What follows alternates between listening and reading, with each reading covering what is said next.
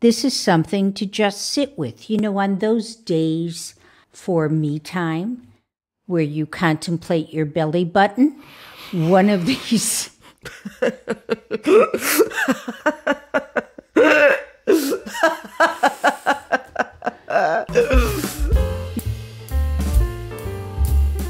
Hello, everyone. Welcome back to Silver and Sensational. I'm your co-host, Jessica Lynn Verdi. I also produce this show, and with me, as always, is the ever sensational Lois Mills.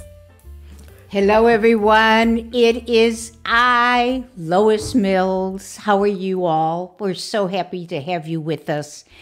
And as my friend Jessica has noted, I'm trying a new lipstick color, which for me is very unusual to wear something so bright. So let me know what you think, will you? Oh yes, please do. I think that's a really good call to action, Lois. It's got like a ruby thing to it. Yeah, it's a little bit deeper than what I thought it would. Well, it's changing on my lips. As it does, yeah. Yeah, it's a little deeper. So the next time I'll do a different undercoat to see if it'll be. Yes. I used a deep pink pencil first, and then this color, which is a very pretty color, but it looks a little more ruby than I thought it would. Oh, I think it's stunning. I remember someone telling me, not all women can wear red. And I remember someone else saying, fuck that, wear whatever the fuck you want. And it's kind of following the shift that our generation is like, fuck white after Labor Day. I don't give a shit. I'm just going to wear it. And I still can't wear it without feeling strange, even living in California. And I understand that because that was ingrained into you, you know. But yes, I think what I even thought I had, my fingers were too long to wear color on my nails because I thought it would draw too much attention and it wouldn't look good on my fingers. And isn't that? And everyone wants long fingers. My fingers are short, and I want long fingers. And I'm a musician, so of course I want these dexterous. It's amazing the things that the society tells us we can't do, and B, what we tell ourselves and what works. And then anyway, the first thing I noticed was how beautiful the lipstick looks on you. So I know that's the first thing you said. Gorgeous. So. And I do good with a red lip too. So basically this podcast is just me learning how to evolve into my highest version, which is you. And actually, I'm so excited about today because while I have many skills, including being a musician and producing and acting and all that stuff, my life has felt very difficult in the last couple of years, and a very astute friend said to me, well, what do you want? What is your passion? And my answer had always been acting, to be, I changed my phrasing from I want to be a famous actor to I want to be successful. And successful can change, right? It could be I'm making money this year, or I'm the voice of Best Buy. I was the voice of Best Buy for a whole year and a half. That was a successful year. That was fabulous. It's not nothing. Sure. So, and the pandemic shifted a lot of things for people too. But today we're focusing on how to find your passion. And I think I have either shifted and don't know what it is now. So I'm really looking forward to this particular episode. Well, I hope that we can kick the ideas around a little bit, because I want to distinguish between passion and purpose. So you see, passion is for us, for you. Purpose is for others. That's okay. I have never heard this distinction. And I do, before we get into it, I want to also share, I'm not the only person out there who's confused about what that is or what their passion is. And actually, this season, you should know, I think our audience does know, we're taking questions. And we did put this out there, letting people know that this is what the episode was going to be. And we got a question. Yes. So what is the question? All right. This is from Ron V. Ron says, hi, Lo. I'm hoping you can help me. I like that. Hi, Lo. That's very cute. Been with me most of my life. It is so sweet. Okay. Hi, Lo. I'm hoping you can help me with my issue. My wife and I had 2 children who are both now well grown and well on their way with their own families. As empty nesters, my wife and I found ourselves with a lot of time on our hands, which we gladly filled with vacations and grandchildren. 5 years ago, my wife was diagnosed with a particularly aggressive cancer and was gone within a year. Oh, I'm sorry. Yeah, sorry. awful. Yes. It goes without saying that this was the hardest experience of my life. We got married at a relatively young age, and I was fulfilled being a father, a husband, and a grandfather. But now that I don't have her, it's changed. I find that I don't know what makes me happy. I know that she would want what's best for me and to find happiness, and I was hoping you'd know how to help me do that. Sincerely, stuck in my 60s. Well, stuck. Let's see about unstucking. So, well, first and foremost, I want to extend to you my condolences. And I'm not sure if you maybe might not benefit from some grief counseling that to help you go through the process of grieving. And because there's no magic pill to help you find happiness. So first you have to be certain that your heart is cleared of all sorrow. Wow. That's got to be so hard to do, Lois. Well, because I got 5 years, and I don't know that you ever move on fully from that. But I can see maybe Ron feeling like, well, I feel like I've done a lot of grieving, and now what? Also. Okay, so if that is the case, Ron, to have your heart cleared of sorrow. Now, someone once said, we never get over the loss of a loved one. We just get used to their not being there. And so maybe you're trying to get through your lovely wife's not being there. And so, as maybe this program today will help you further, one of the things I can suggest is trying new things. This is the way to find your passion if you don't already have one. The idea of looking at go back in your life, even go back as far back as your childhood.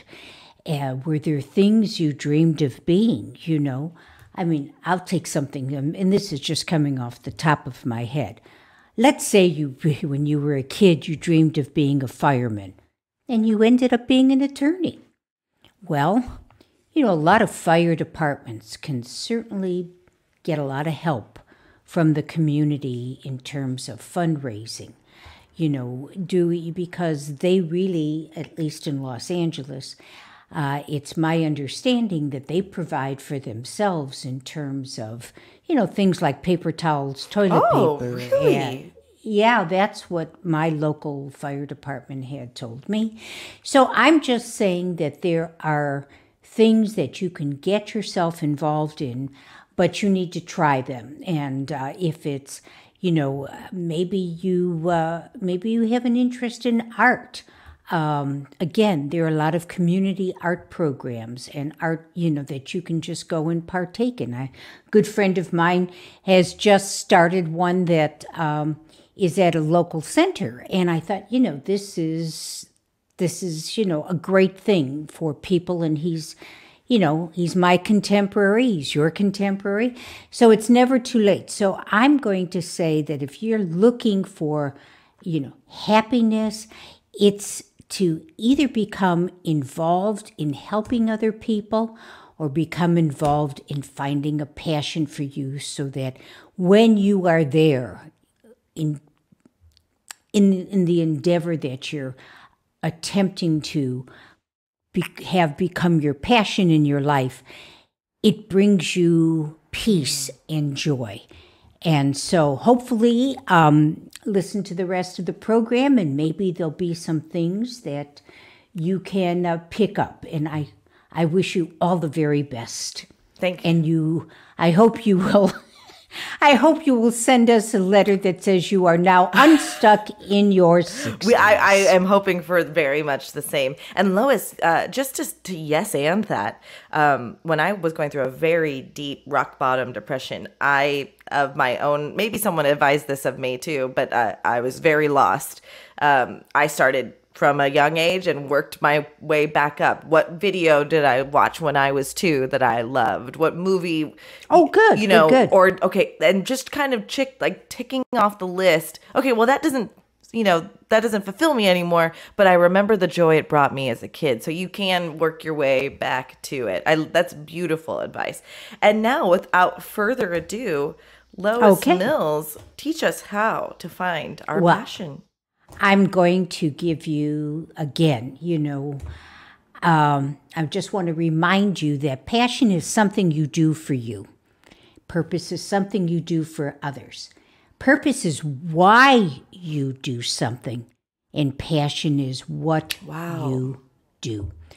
And you may have multiple passions, but you generally have only one purpose. And of course, the ultimate is to be able to combine your passion and purpose. But you don't need to do that to feel fulfilled with your passion. That's fascinating. Yeah, so today we're just going to address finding your passion. Hopefully at another time during this season, we can talk about finding your purpose. So, having said that, if you do want to strive for that ultimate, let's say you have your purpose. I'm going to go backwards here. And your purpose is to help other people. And you develop a passion for cooking. Well, there's a combination here of combining cooking and creating food and helping other people. And if you can't necessarily open up a soup kitchen, maybe one of the local churches, you can go and have the ability to feed the needy people in their area or in their congregation. Lois, cooking for a friend that's going through a hard time, or delivering a meal to somebody, or inviting them over. I mean, because I know from personal experience, committing to going sometimes even outside my house is a lot right now. So you, again, can start small. I love folding that in. I love that. Yeah, I mean, it is a way, and I'm not saying that you need to do this. You don't need to do both at the same time, because today we're talking about finding your passion. And it's important to try new things. And boy, am I an example of that, Jesus Christ. I have... when I found something I wanted to do, and through my life I found a lot of stuff I wanted to do, what happened is I learned more. It brought me joy, and I lost track of time. But through the years, I've had so many passions because, in part, what I always wanted to do was to fly a plane. Lois. which I did do. Oh my gosh. I am going to tell you that not everything I tried was a success, and I'm going to tell you straight away that flying an airplane was one of my failures. Hold on. And by that I mean... You did it. You're here today sharing the story. Yes. Well, I was able, to fly a plane, a single engine, and I got certified for single engine. And then one day, and this was, when I was still living in Chicago, and there was an airport in the northwest suburbs.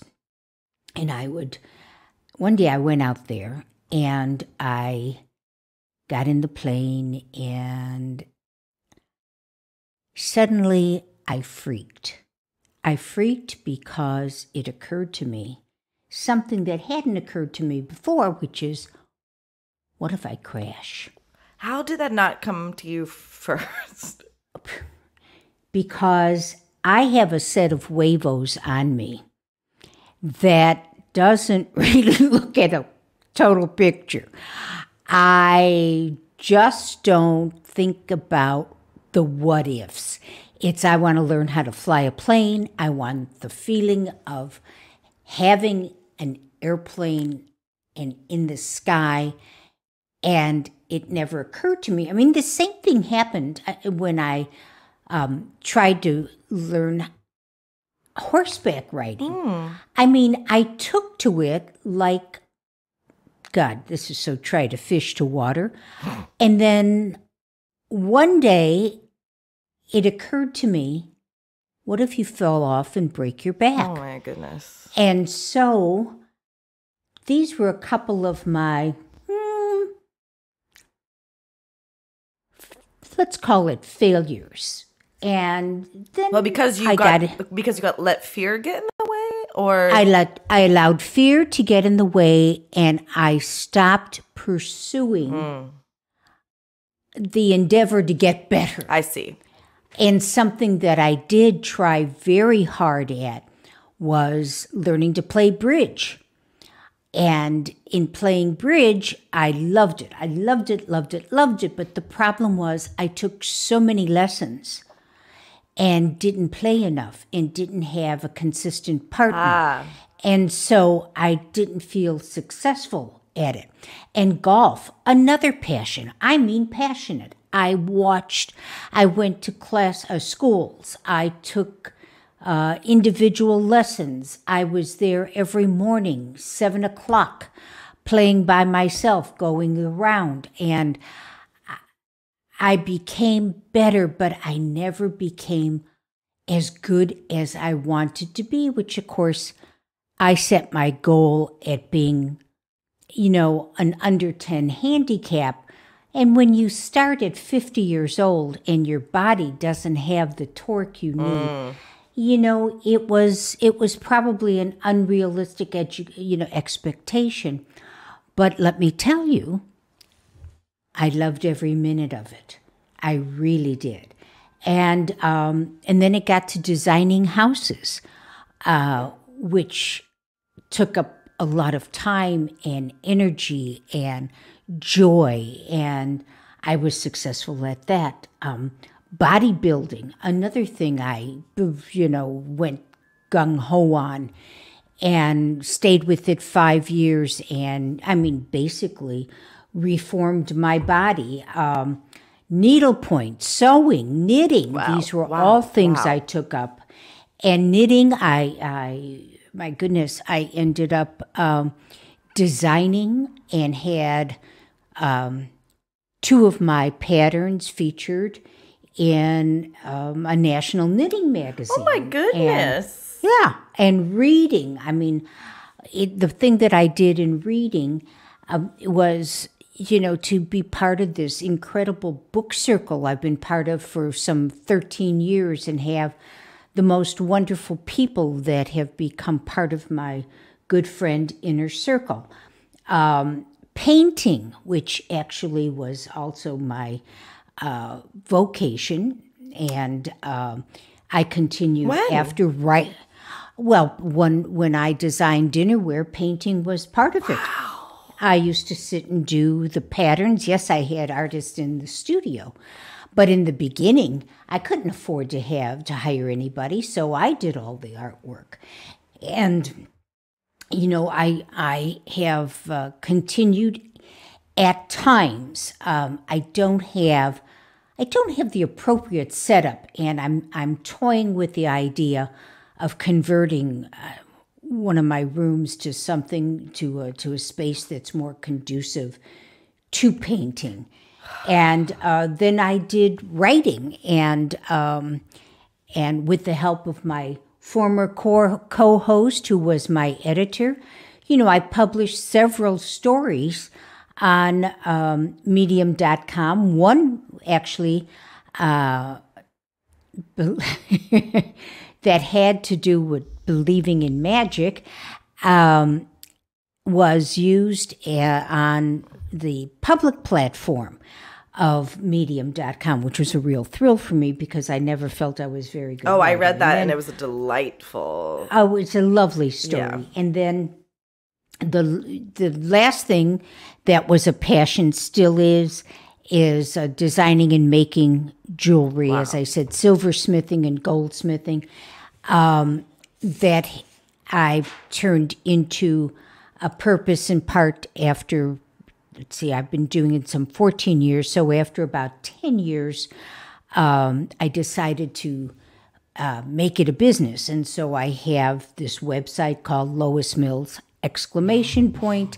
Or you can find me on shoploismills.com. Amazing. But yeah, but it's a still a passion. And so, I do have, without, I've used another life coach company called Better Up, where I found some helpful questions to help all of us find our passion. And these are questions that I think are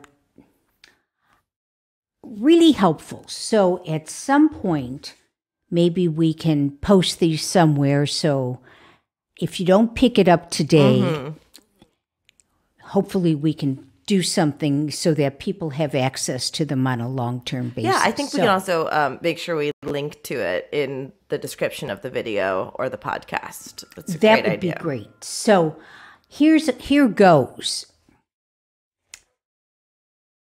What activities bring me joy and satisfaction in my personal life? Same questions for in my professional life.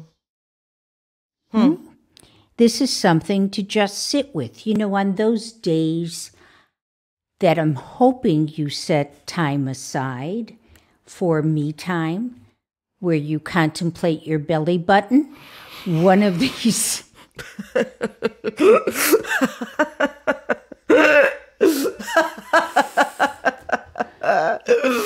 I contemplate my boyfriend's belly button, but that's a story for another day. Oh, that's one I want to delve into.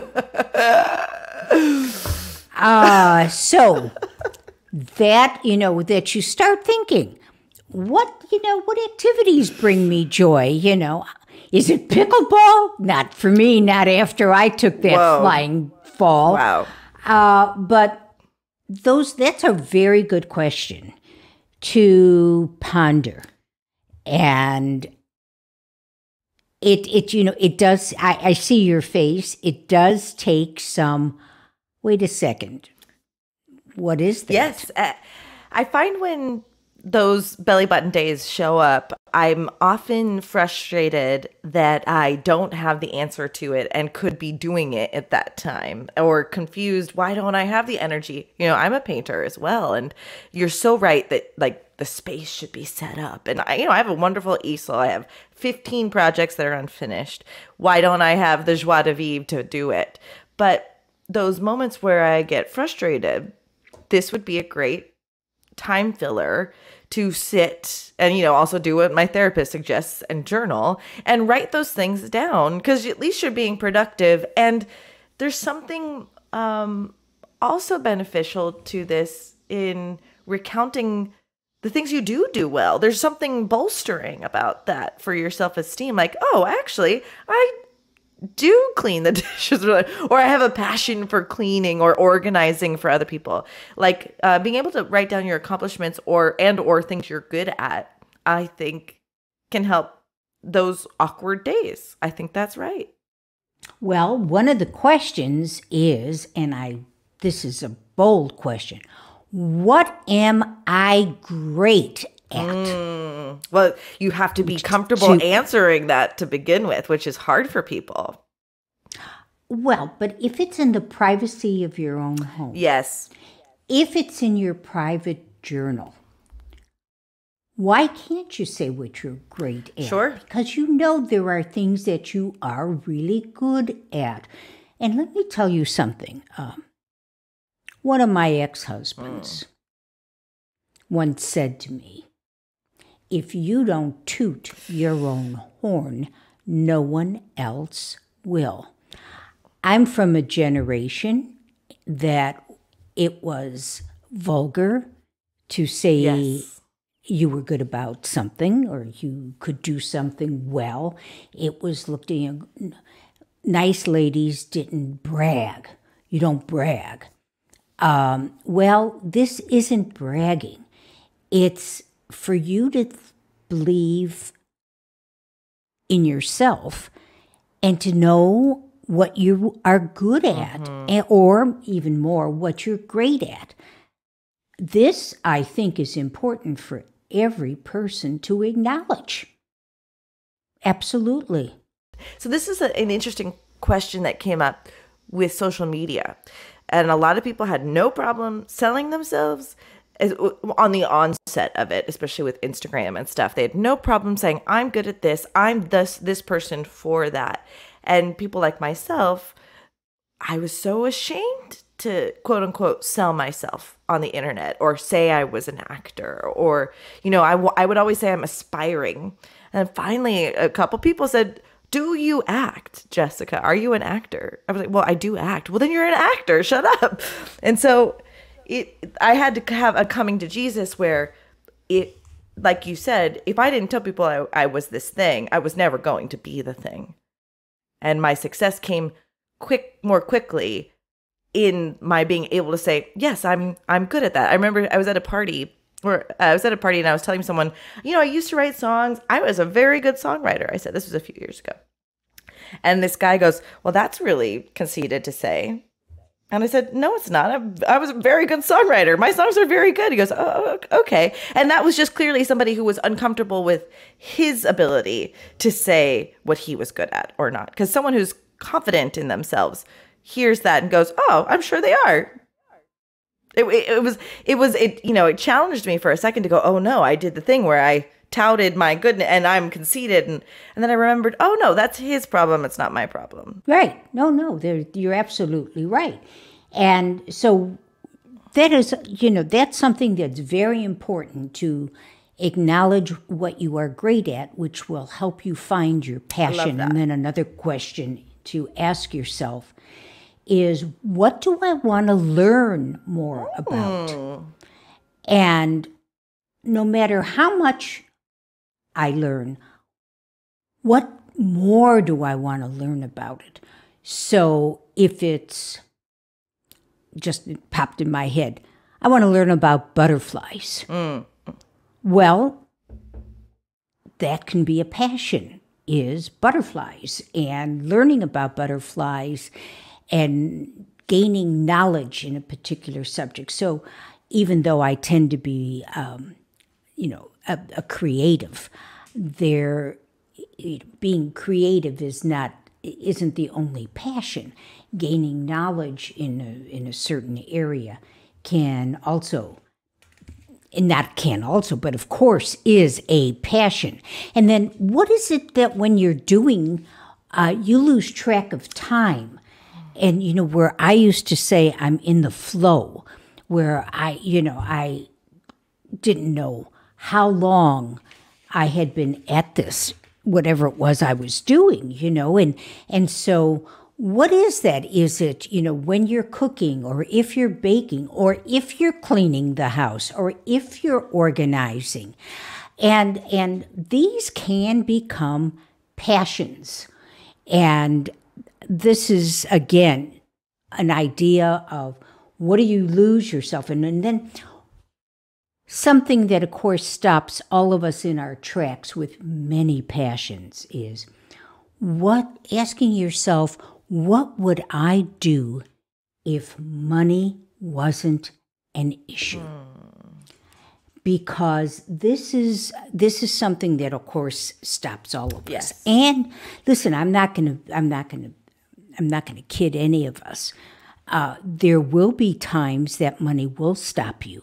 I mean, if you want to fly a plane and you don't have the per hour dollars to fly the plane, you're not going to learn how to fly the plane. So there are certain things that preclude a person from pursuing a passion. Certain things, certain dollar amounts is what it is. Right.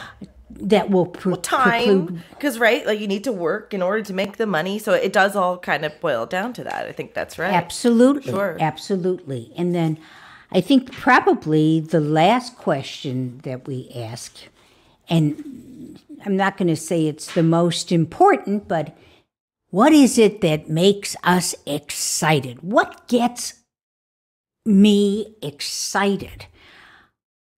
That, for me, it's always, I've had so many interests that the time that I haven't been working full-time, owning a business, I have never been bored because I've had so many interests. Gosh. But what makes me excited? And to this day, it's still being creative. It's, can I redo a room?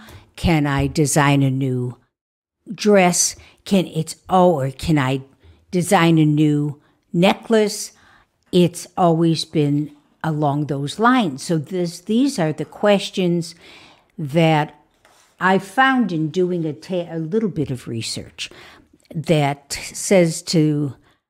spoke to me that, really, these are questions that help those of us who are looking for that passion and you just don't know what it is. So as a little bit of a outreach to Unstuck in his 60s, I hope that this helped.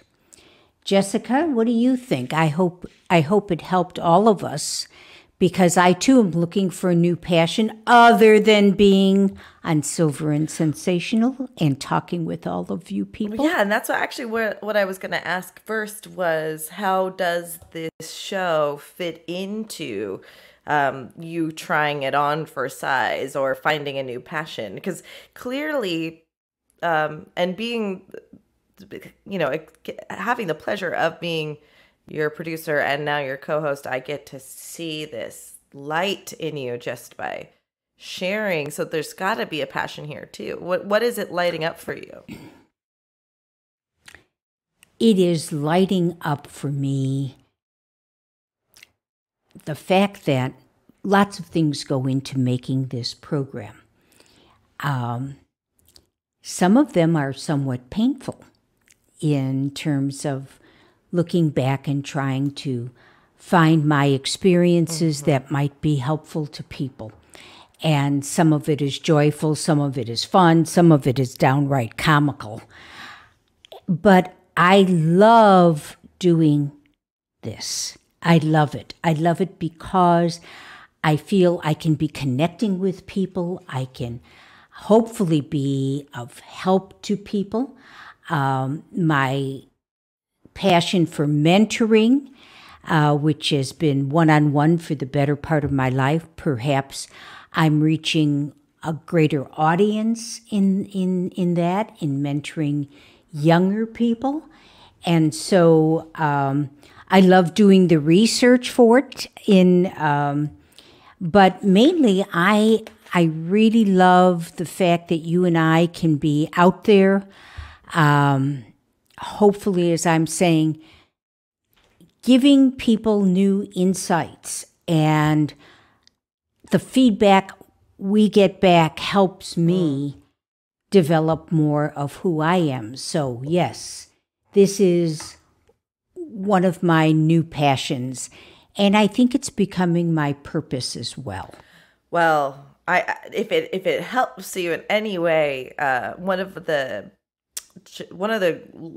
bigger curves of learning for me in the last 5 to 6 or 7 years has been embracing this outspoken, present, not meek version of myself, or apologizing for it. And I'm sure you've experienced similarly to me where that turns people off.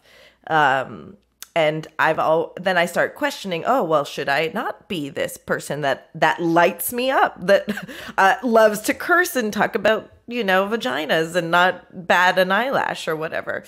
But I find that the more I'm true to myself, I find myself in places where I was meant to be, like doing this show.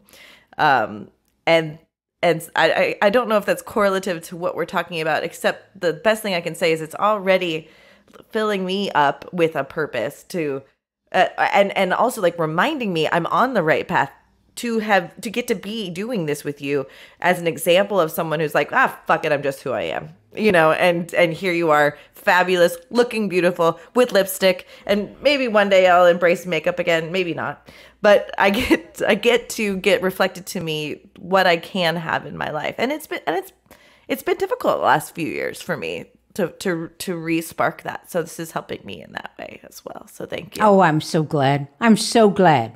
Absolutely. So here we are at the end of our program, and Jessica,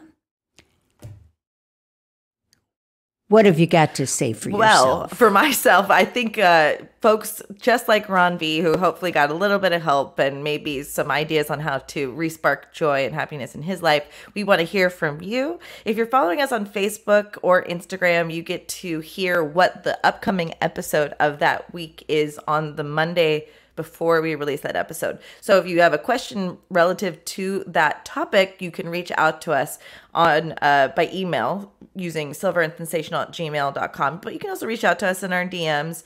We're at Silver and Sensational on Facebook and Instagram. And just do us a favor, Lois. What do they have to do if they're watching us on YouTube right now? Oh, please make sure you like and subscribe. And hit the notification button so you know when our next episode is coming up.